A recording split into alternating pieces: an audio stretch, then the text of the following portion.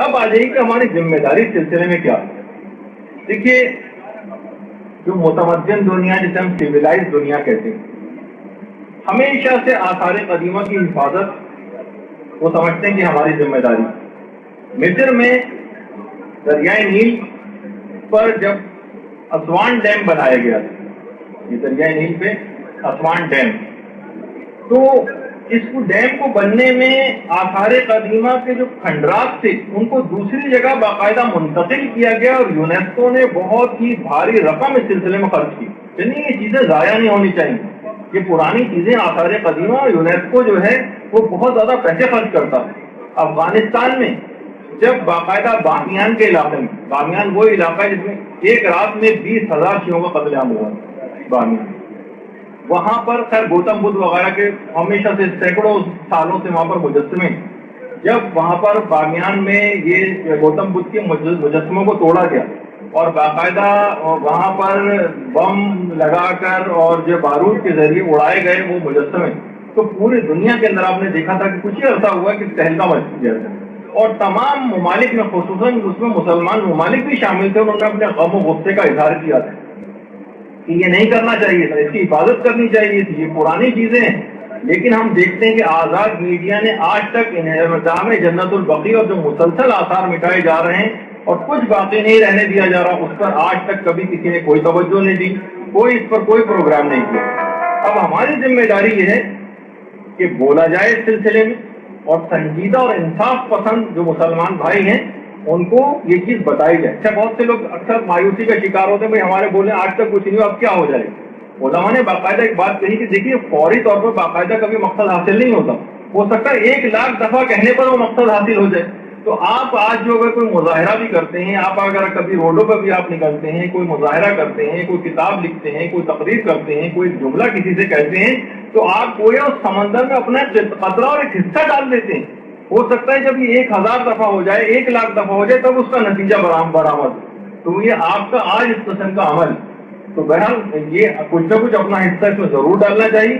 اس مسئلے کو انصاف پسند لوگوں کے سامنے رکھا جائے, ان سے دلائل کے ساتھ بات کی جائے کہ دیکھو یہ ہمیشہ سے ایسا نہیں, یہ بہت ظلم کیا گیا ہے, اور کچھ نہ کچھ بات اس سلسلے میں ضرور کی جائے. بڑے لیول کے اوپر اگر دیکھیں تو باقاعدہ یونیسکو ہے, کچھ نہیں تو آپ ای میل کر سکتی ہیں, خط لکھ سکتے ہیں وہاں پر. OIC جو ہے organisation of the Islamic conference, اب تو خیر اس طرح کا بن گیا کہ لوگ کہتے ہیں OIC کے معنی ہیں کہ کوئی اسلامی مسئلہ ان کے پاس آتا ہے نا, تو فقط یہ لوگ یہ کہتے ہیں OIC, بس اس کے علاوہ کچھ نہیں کہتے. یعنی باقاعدہ نہ کوئی کام کر رہا ہے نا سلسلے کچھ, لیکن کچھ نہیں, ان کو پریشر ڈالنے کے لیے ای میل کریں, کوئی خط لکھیں, کوئی کچھ نہ کچھ اس طریقے سے کوئی چیز ضرور. معتمر عالم اسلامیہ انسانی حقوق کے جو کمیشن ہے, جو ہیومن رائٹس والے ہیں, ہیومن رائٹس میں بھی یہ سب چیزیں آتی ہیں, تو اس میں ان کو خطوط لکھیں, کوئی نہ کوئی دباؤ ان کے اوپر ہونا چاہیے. اس سے بھی زیادہ آگے بڑھیں, کوئی مظاہرہ کریں, اس کا کوئی دن منائیں, حقائق سے لوگوں کو اس سلسلے میں آگاہ کریں. لیکن جس طرح سے وہ مینڈک تھا نا جو آتش نمرود کو حضرت ابراہیم جب تھے تو اپنے منہ میں لے جا کے تھوڑا تھوڑا سا پانی ڈال رہا تھا, وہی والا کام کریں. وہ کہہ رہا تھا کم سے کم آگ آتش نمرود نہیں, مجھے بھی میرا حصہ تو اس میں چلا جائے گا. تو کچھ نہ کچھ اس سلسلے میں ضرور کام کریں. اور ایرانیوں نے واقعی اس سلسلے میں بڑا کام کیا. ایرانی حجاج آج بھی بقیع کے سامنے بیٹھ کر کتنی پابندیوں کے اندر جو ہے وہاں پر جو ہے بقیع کے سامنے بیٹھ کر دعائے کویل پڑھتے ہیں, اور باقاعدہ ان کے سامنے یعنی اس طرح سے جو ہے وہ اپنی جانوں کو اس پہ خطرے میں ڈال کر بہرحال وہ خود پروگرام کرتے ہیں. اور خود رہبر معظم آیت اللہ خامنہ جب حج پہ تشریف لے گئے تھے تو وہاں پر ان سے کہا گیا تھا کہ مدینہ میں کی جو مسجد نبوی ہے اس میں جمعے کی نماز آپ پڑھائیے. آپ نے منع کر دیا تھا, کہا جب تک میری جدہ کی قبر اور بقیع کے تعمیر کے اسباب پیدا نہیں ہوں گے جب تک میں احتجاجاً یہاں پر نماز نہیں پڑھا. اپنا ایک احتجاج وہاں پر ریکارڈ کرا ہے, بولنا ضروری, اس پر خاموش رہنے والا بالواسطہ طور پر وہابیوں کی کمک کر رہا ہے. ایسا کرنے والے جنہوں نے بھی یہ واقعہ وہاں پر کیا ہے اور اس کا انہدام کیا ہے, علماء فرماتے ہیں کہ انہوں نے اپنے دامن پر ایک ایسا دھبا لگا دیا ہے کہ اب آب کوثر سے بھی وہ دھویا نہیں جا سکتا. اور اہل بیت رسول کی شہادت کے بعد بھی ظلم کے سلسلے کو جاری و ساری رکھا ہوا ہے. ساری زندگی کو انہیں سکون کا سانس لینا نصیب نہیں ہوا.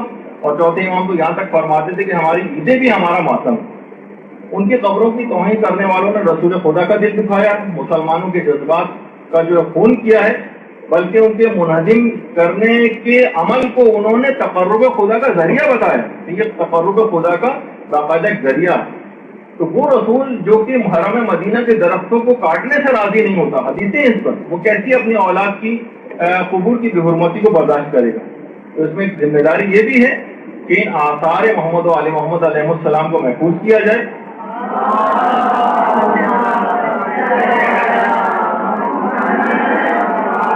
اور اس میں صرف قبور شامل نہیں، اس میں فقط گنبد شامل نہیں، یہ ہیں اپنی جگہ پر، لیکن اس کے ساتھ ساتھ ایک چیز کا اضافہ اور کر لیں، اور وہ ہے تعلیمات اور احادیث مبارکہ محمد و آل محمد علیہ السلام. ان کی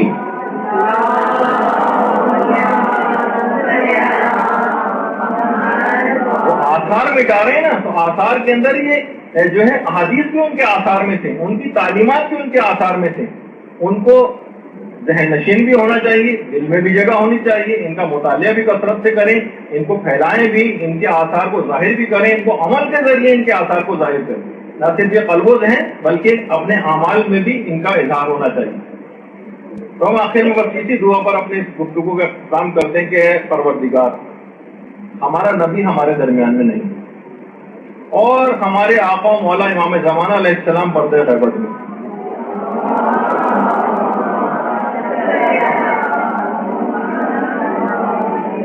فتنوں کی شدت ہے، دشمنوں کی کثرت ہے، دوستوں کی قلت ہے، قتل و غارت گری کا ایک بازار گرم ہوا ہے تیرے چاہنے والوں کا. ہم ان تمام مظالم پر تیری بارگاہ میں فریاد کرتے ہیں کہ اپنی آخری حجت کو ظاہر کر، تاکہ ان تمام مظالم کے انتقام کو دیکھ کر ہمارے دل اور ہماری آنکھیں ٹھنڈی ہوں، بقیع کی تعمیر کے اسباب دوبارہ پیدا ہوں، اور امام زمانہ علیہ السلام کے رخ زیبا کی زیارت باسعادت ہمیں حاصل.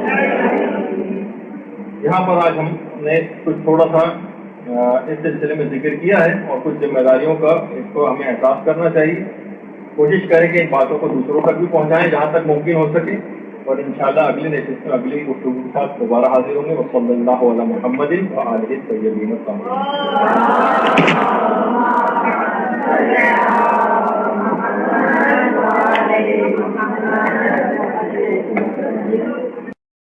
یہ زندگی ہے تجھ سے اے جنت البقیہ، غم اور خوشی ہے تجھ سے اے جنت البقیہ، ڈھارس بڑی ہے تجھ سے اے جنت البقیہ، یہ زندگی ہے تجھ سے اے جنت البقیہ.